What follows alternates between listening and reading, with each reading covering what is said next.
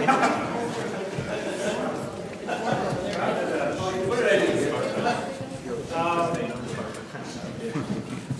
you again. I think we've got our streaming working.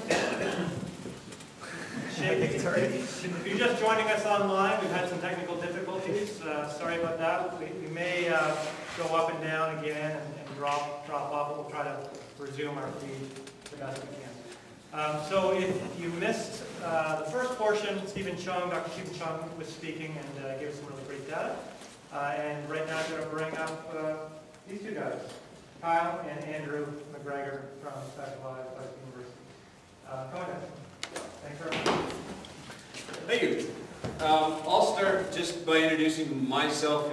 A lot of you guys know me, but I'll just give you a little bit of background. Some of you guys might not know some of the things I've done outside of bike fitting and Liberty bicycles, but I am graduated from Brock University, kinesiology degree. I spent 3 years there doing athletics there, or in their athletic therapy, student athletic therapy program, and did a lot of injury stuff.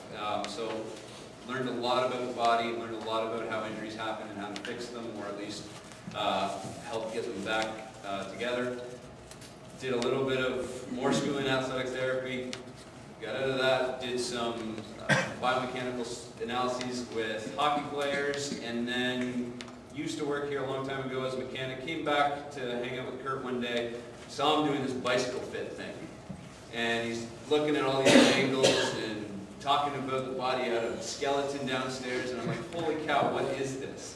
And he told me about it, and I was like, I need to be a part of this, because it's cycling, it's bikes, but it's also biomechanics, it's also analyses of power, biomechanics, everything. It was super cool. So that's what got me into doing this. My background in cycling, but also in the kinesiology side of things. And Andrew here is the guy that taught me everything I know about bicycle fitting, and which is a lot. And I'm going to let Andrew talk about himself now, because he's better at it than I am. Yeah, so Andrew, thanks very much. Okay, welcome. Thank you, first of all, very much for coming and spending your Saturday night with us here. I think it's great that we have such a big group of people. Just to give you a quick idea of what I do and why I'm here. I'm the SPCU professor, Specialized Bicycle Components University. I do dealer training across Canada. I teach fit, mostly in Canada, but I do it a couple other places as well. I've taught in Australia, I've taught in France, in French, with my Canadian accent. That was awesome. I've taught in the U.S. down in Morgan Hill, and I actually have East Coast to our fit lab there. My education when it comes to kinesiology and stuff like that isn't quite as in depth, but I came at it from the other side. I used to be a bike racer. I was young, I was fit, thinner, and much faster than I am now. And it hurt to ride my bike.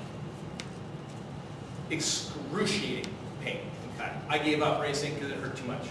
My bike was too big, my stem was too low, my stem was too long. My coach was a really nice guy, he kept doing the pump. Bend your arms, drop your heels, do this, do that. On a bike that I couldn't do. And it always hurt to ride my bike, and I just said, that's what you do. It's okay. I love riding. I'll just suck it up. In 2005, I was working for Specialized, and I went down to the U.S. and I met this guy, Dr. Andy Pruitt. And he had gotten together with the fellow who helped design our body geometry saddles, Dr. Roger Minkow. And they were trying to figure out bike fitting tools and shoes and stuff like that. And they came together and they created a fit class. We were going to teach retailers bike fit. Up until that point, bike fit was done by these little guys, gurus here, magician there. Don't look behind the curtain, right? just kind of happened to you. You didn't know why, you didn't know what. So I got there, and I sat through this class. And I actually had the book before. I was reading through the book. It made no sense whatsoever. And I got there, and I went through the class, and I learned all these things, and I went for a 2-hour ride. And for the first time in my life, it didn't hurt. And right that second, I said, I gotta do this. I have to learn everything I possibly can about this. I can ride for the first time in 30 years. It doesn't hurt. Who else can I help? Who else has given up something they want to do because it hurts too much? Or worse, who tried it once and then just said, biking sucks. I don't want to do this. Probably none of you said that. But understanding that if I can help one person ride in comfort, I've won.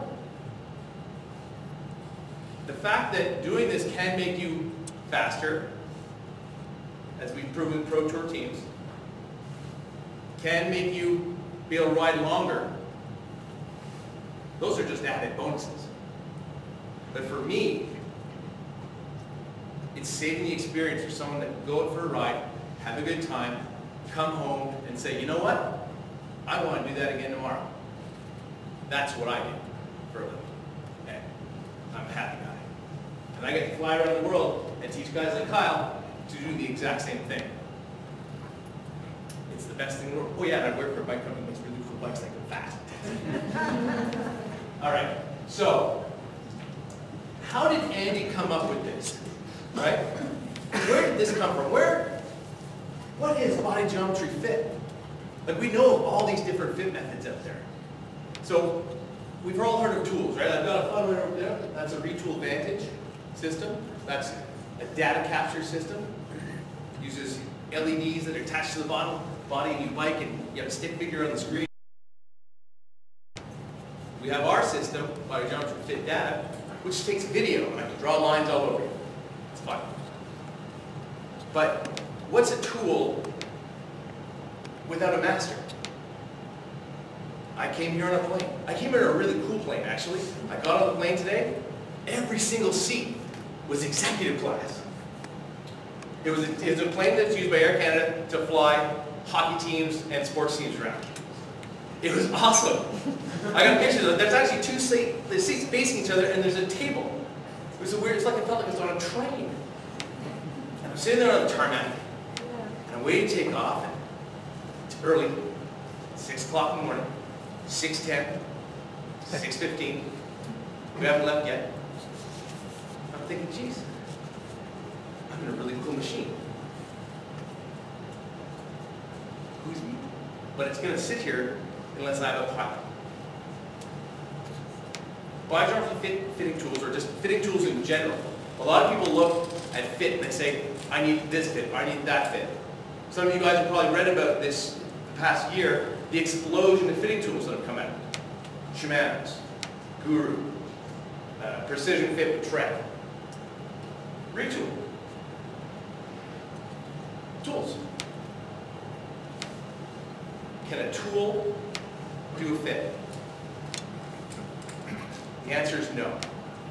The tool will make the fit a better experience for you guys. The tool's going to give me better data so I can do a better job, absolutely. And it might even speed up the amount of time it takes. But a tool is not going to give you a fit. A tool is not going to be able to diagnose a leg length discrepancy that we heard earlier on tonight. And conversely, even if it could see the difference,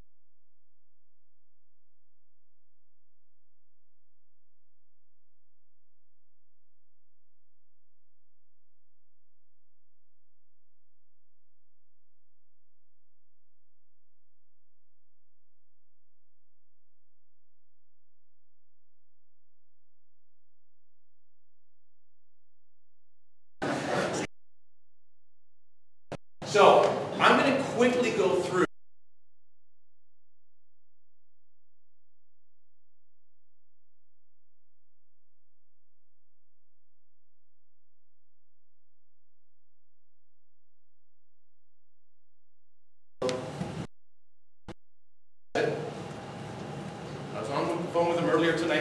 Ask him if I can tell some of his stories. He said yes. Everything he's learned working backwards from an injury. Your knee hurts. Why? And then from all of that information, he sat down and he created this method. So, what is a body geometry fit? There's 4 parts, very important parts. We start off with a pre-fit interview. I'll go through what that is in a second. Then, a pre-fit assessment, followed by on-bike observations and adjustments, and we finish with follow-up. Stephen talked a little bit about follow-up earlier on. A fit is an ongoing process. It's a living thing. You don't stop changing, so your bike won't stop changing. I guarantee you, the fit I had when I was 20, it's not quite the same as the fit I have now. Not quite as fast. I might be twice the size. No, not quite. All right.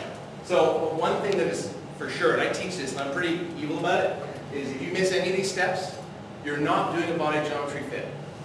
You could be doing whatever you want to call it, but if you don't follow all these steps, you're going to miss something, and it will compromise the final position you put your rider in. And any compromise will either cause pain or reduce efficiency. My job is to make your life fun and fast. So, we start with previous injuries.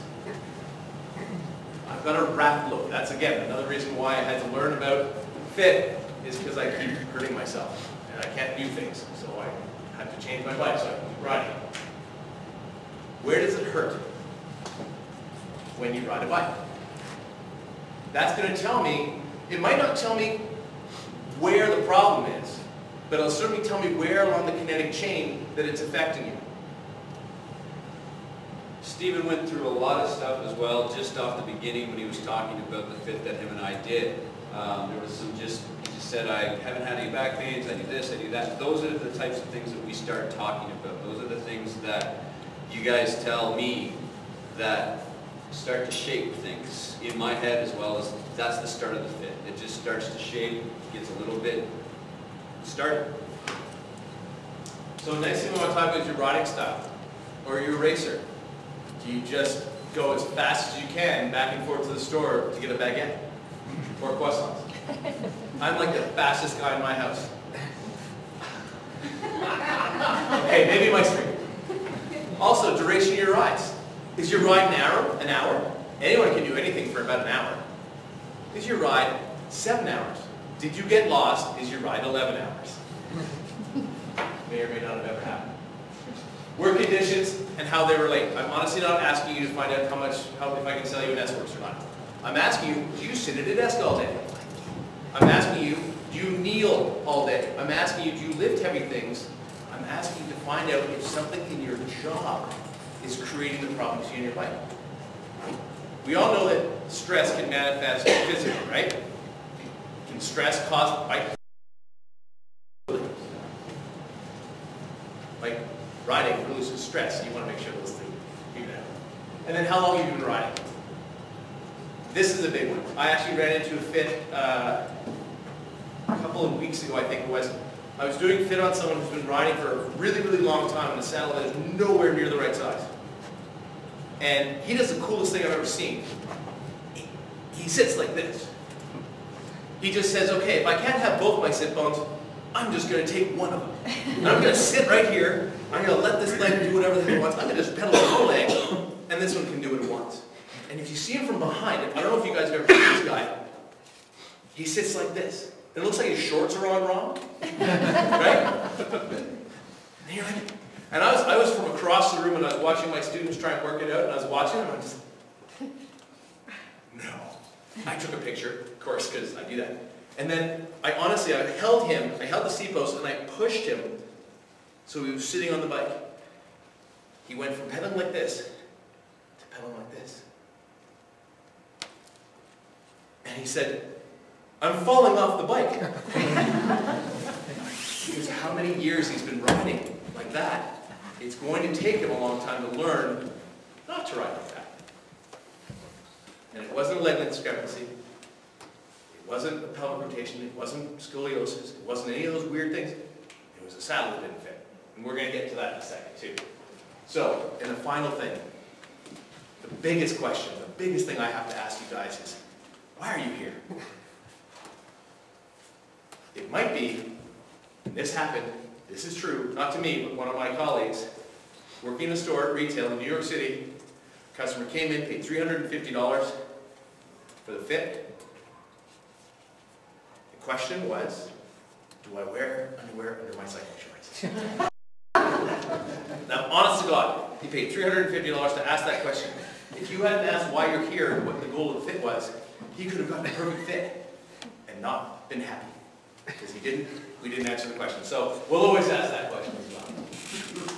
So, assessment. What do I look at in assessment? So we've done the interview, we figured out what we want to do. So we have to determine some pretty basic facts about your client, about you guys. We want to look at range of motion. I was doing a fit on a goalie for the Boston Bruins. I didn't hold it against him, I am a Habs fan, but it's okay. And he got on the bike, and he's got oh, I don't have my fun Toronto slide either. He was on the bike, and he pedaled, honestly, like this. I've never seen anything like it. What it was is his range of motion of his knee was this. That's all he could do. Funny enough, it was a soccer injury. So at the bottom of the pedal stroke, his leg was too short, so it would pull him off the saddle. At the top of the pedal stroke, his leg was too long, so it would throw him off the bike. How do you do that? What do you do with this? Range of motion. I actually put a 150 crank on one side, 175 on the other. It was okay. He could ride a bike, build up the leg strength before his surgery. Sometimes you do what you can. I can't guarantee your fit's going to be, sometimes you just can't be perfect.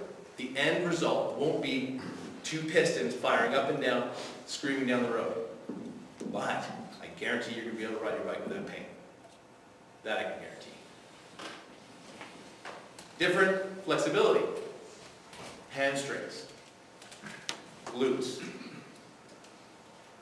That will tell you how much drop you can have. Everybody wants to be Cancellara with a foot of drop. Some people, not so much. What is an achievable position? With the flexibility stuff as well, we're not just looking at you, the individual, and just saying, well, you're flexible, you're not flexible. We're actually taking measurements of what your body can do, so that when I take you off the table, off the floor, onto the bike, I actually have concrete numbers of what your body can do. It's not just a guess, it's not just, well, you look like this here, so we'll put you in this position. It's actually empirical data from what we actually take of you, actually on the table. So that's what makes it that much more personal, specific for what you do. Yeah. And then the next one, small asymmetries that you may not even know you have can show up on the bike pretty dramatically. We saw this earlier on with Steven. He stands, he can walk, he doesn't walk in a strange or different way.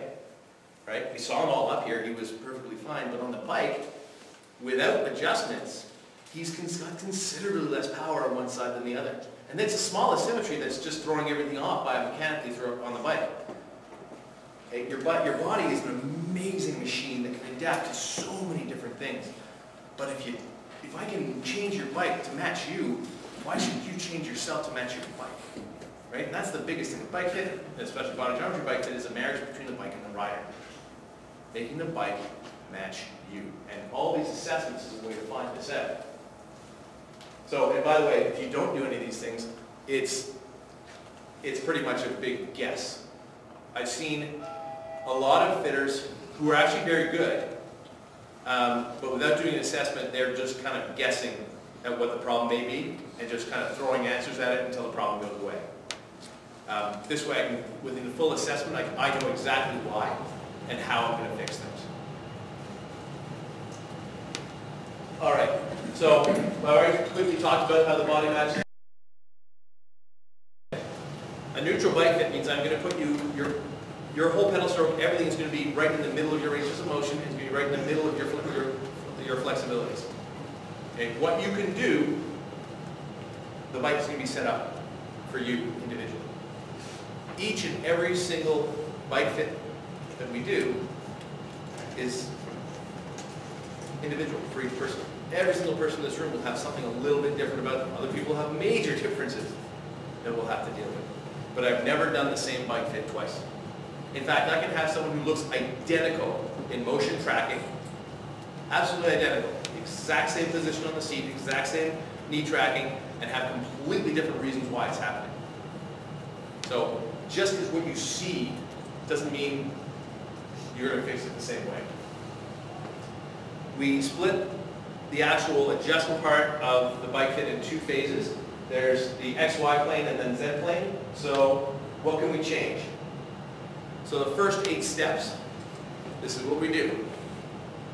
First, saddle width and contour. I'm going to get into that one a little more deeply in a second. Cleat setting, fore and aft, and rotation. Leg extension, or saddle height. Saddle fore aft, and also called knee over pedal spindle. It's actually where you're the most efficient on a bike, where all the ends are about 90 degrees. Handlebar width, rotation, reach, drop. And then finally, we're going to make sure at the top of the pedal stroke we haven't exceeded some of those range of motions that we saw. So let's say your hip goes 90 degrees. But I've got you in a position that's really aggressive, so it's got to go 120 to get over the top. Are you going to be able to pedal that? Yeah, for a little bit. Are you going to be able to walk after you get off your bike? Probably not. So imagine we have...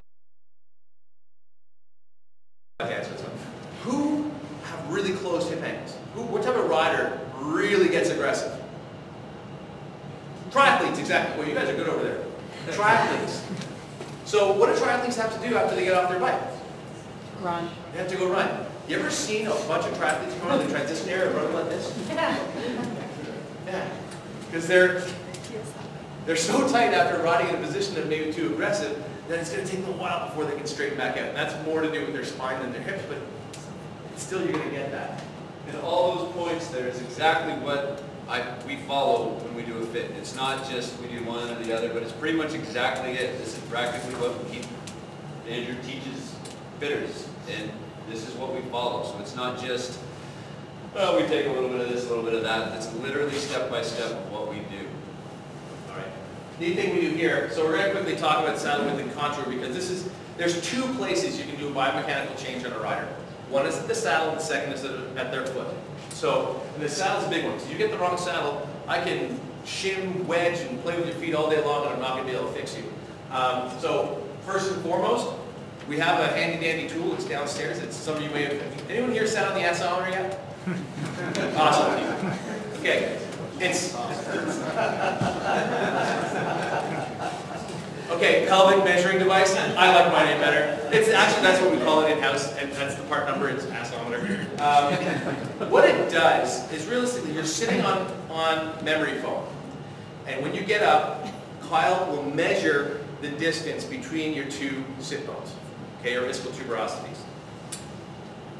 What we have found is, this is actually, these are real people that we measure, certified body jump fitters like Kyle around the world. We said, do me a favor, the next 15 people you have, measure their sit bones and send them into it.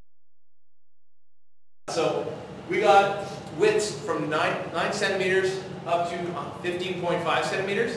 The narrowest was a guy. The widest was a guy. On average, though, women's pelvises are about 1 centimeter wider than men's, on average. But I said, that being said, the widest was still a guy at 155. So, these are your ischial tuberosities. Your hamstring is actually attached to them. And 8 to 16 is considered normal, or just, that's the variance for humans. And so, if that's the case, this is the big one. What width saddle do you need? Right? Okay, well, my sit bones are 130 mils wide, so I can ride a 130 mil wide saddle. No.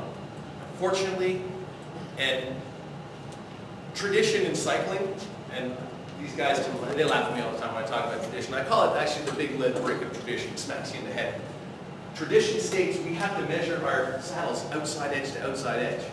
So a 143 saddle, like this one, is exactly 143 millimeters side to side. So if you have sit bones of 150, this saddle is not going to work for you. Now, there's another part to this story, and we're learning as we go here, and we've learned this just in the past few years, is what we call available seating area. So these are 3 saddles. You'll notice one's flat, one's mildly curved, and the other one's more severely curved. They are all 140 millimeters wide, 143 millimeters wide. This one will fit sit bones of 120 millimeters.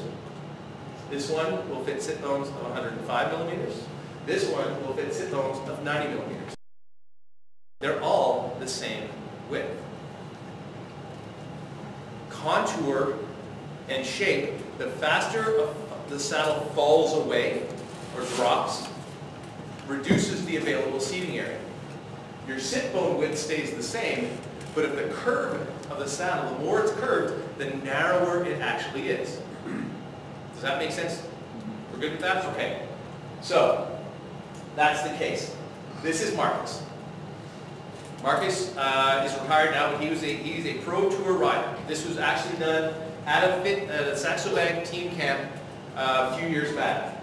So Marcus is a bit of a case. He's a what we call like a super domestic. He is a huge powerhouse, but never really made that jump to becoming a team leader. We did his physical assessment, get him on the bike, we started doing pedaling, and we realized his sit bones are 135 millimeters wide. His saddle is 130 millimeters wide. That begs the question, where is his saddle right now? Okay. Right. Now, what width saddle do Pro Tour racers need? Or any racer? 130, right? Why? Because 1, they look faster, and 2, they're lighter. That's a fact. 130 mil saddles are really light and they look really quick on the bike when you're not sitting on it. Unfortunately for him, that doesn't work. We said, Marcus, we want to put a 155 saddle on your bike so you can actually support your sit bones. Racer answer, no. Okay. You're a pro tour rider. This is your job. You're very good at it. How am I going to convince you? And we're trying to think this up. And across the room, Andy Pruitt looks up, here's this, and said, hey Marcus, after last year's Paris-Roubaix, how many days were you pissing blood again? No, 3 days, like everybody else. Crickets, man. The rest of the room just goes totally quiet. They're like, what was happening to him? Paris-Roubaix. Evil bumpy course, like riding in Montreal. Evil. And what's holding him up if it's not sit bones? The bottom of his abdominal cavity. So essentially, every bump he'd hit is like being punched in the kidneys. So he was bruising his internal organs. This is Marcus on a 155. The only thing that changed was his saddles. All right. Remember earlier on what Steven said about how muscles work? And how muscles work in certain places better than others? Like right in the middle? Okay. Biggest power producing muscle in your body for cycling? Glutes. Right? What do? They do this. What's his pelvis like here? He's doing everything he can to get the pressure off the front of his pelvis. Arms locked out, pushing back. How long are his glutes? They're short, right? How much power are they going to produce? Less than they are here. Now he's comfortable. He's going to produce more power.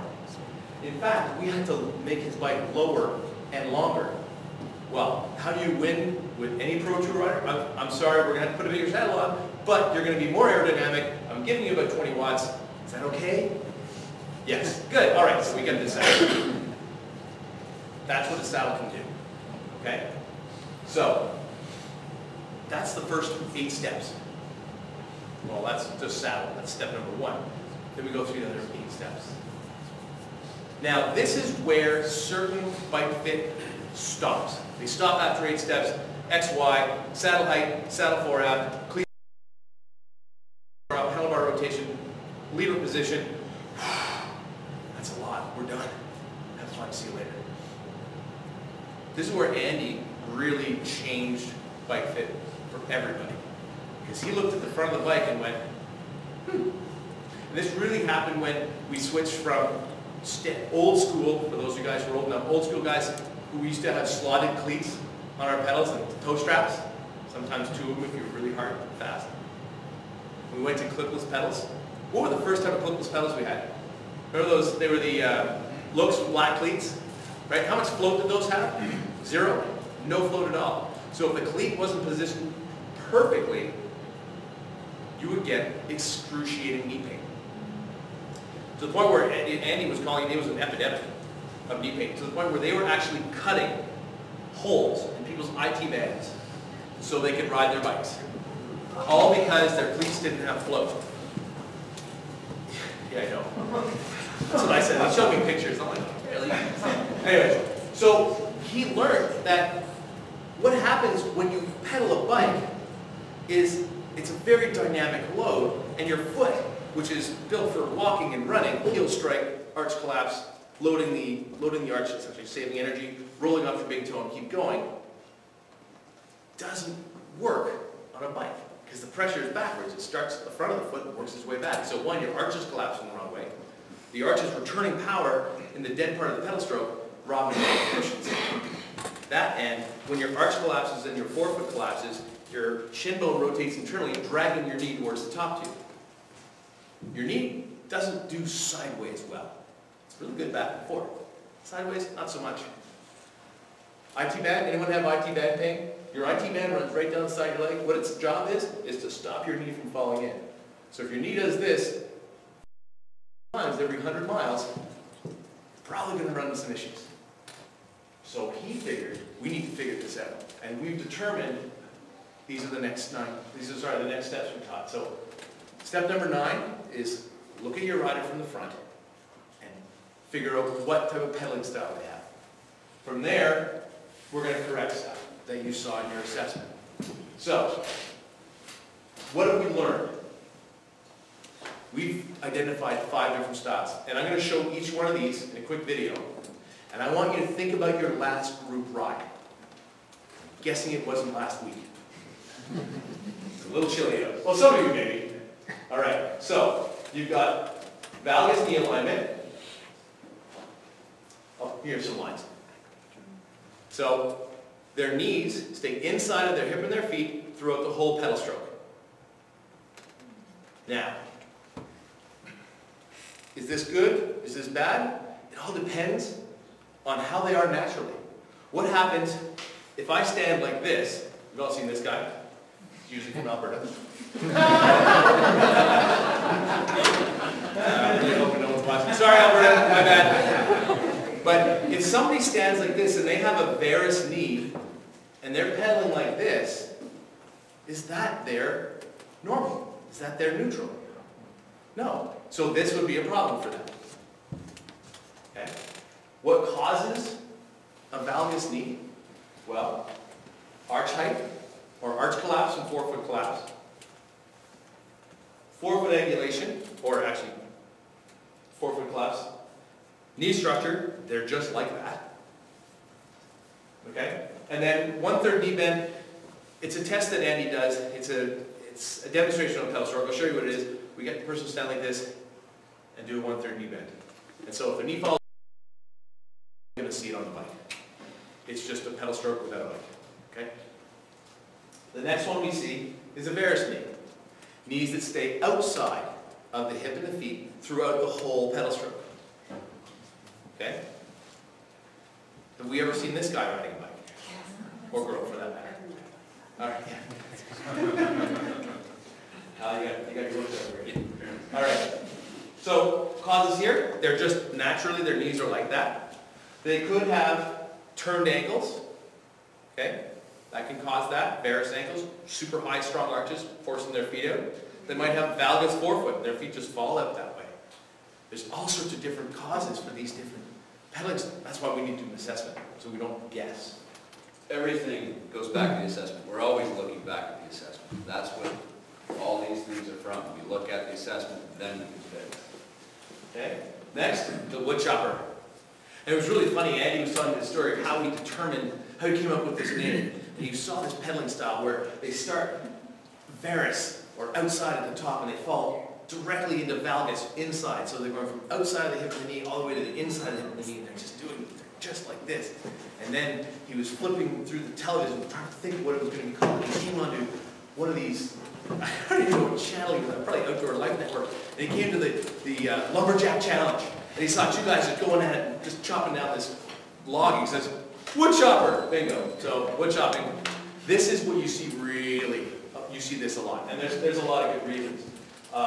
Again, feet collapsing, forefoot angulation, knee structure, hip flexion.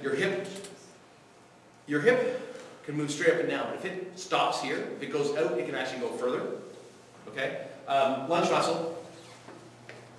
Right? That's a bit too much lunge. There you go. And then again, a 1/3 knee bend that does that.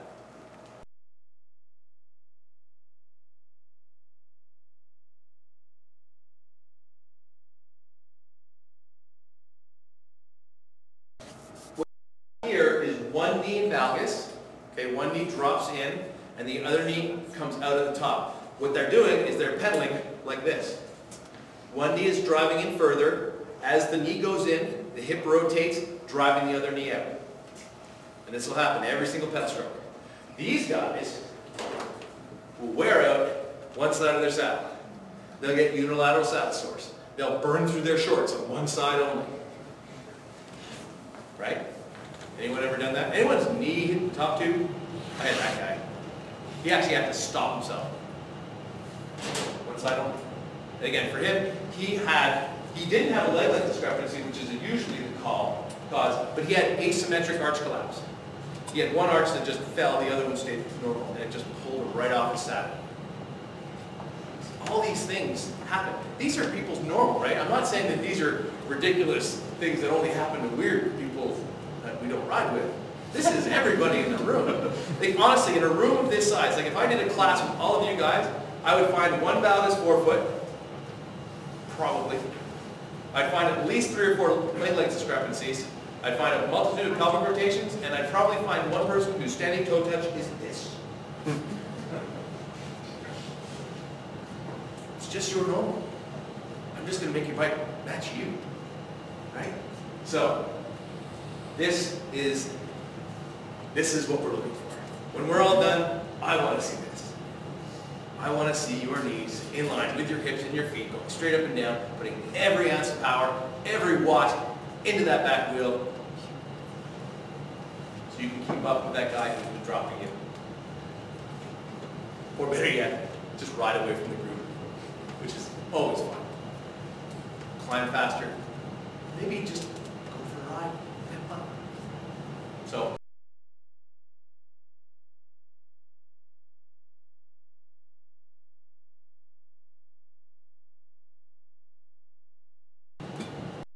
Again, well, the first thing is follow-up. We're going to talk about that in a second. Stop my slides. What are we going to do? How do we fix these things? So, all those different pedaling styles you just saw can be cured with something on this list. Or, in most cases, a few different things. Whether it's a proper saddle width and proper shape to allow you good pelvic rotation and just sitting square. Fixing your leg length discrepancy. Putting arch support in so your arch can't collapse. Supporting forefoot varus or valgus. Giving you stance width. If you pedal like this, good Lord, I'm getting your feet underneath your knees. At least.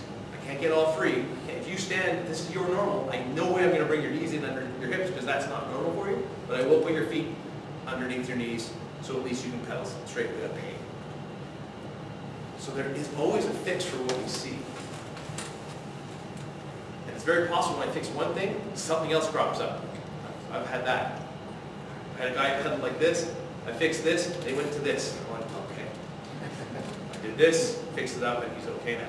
But it was very interesting. You can see weird things.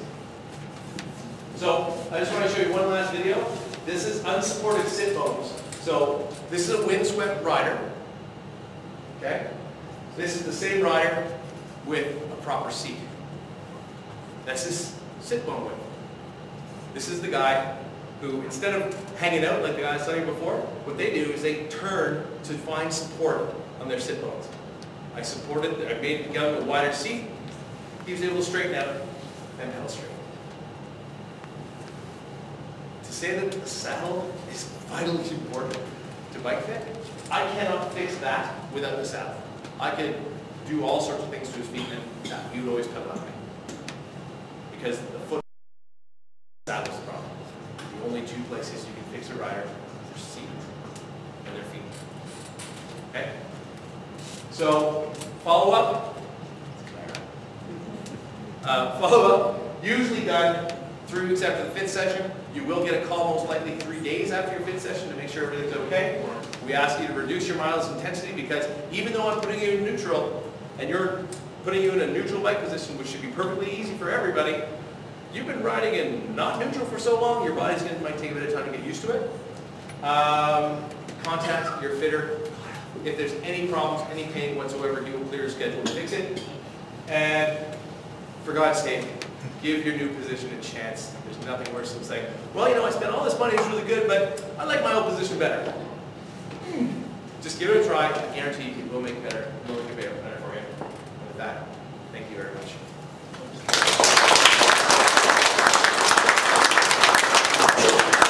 So, I want to take a quick 5 minutes, and then we'll sit down. If you guys have any questions for us, have at them. We're all here for you. Cool? All right. Thanks again.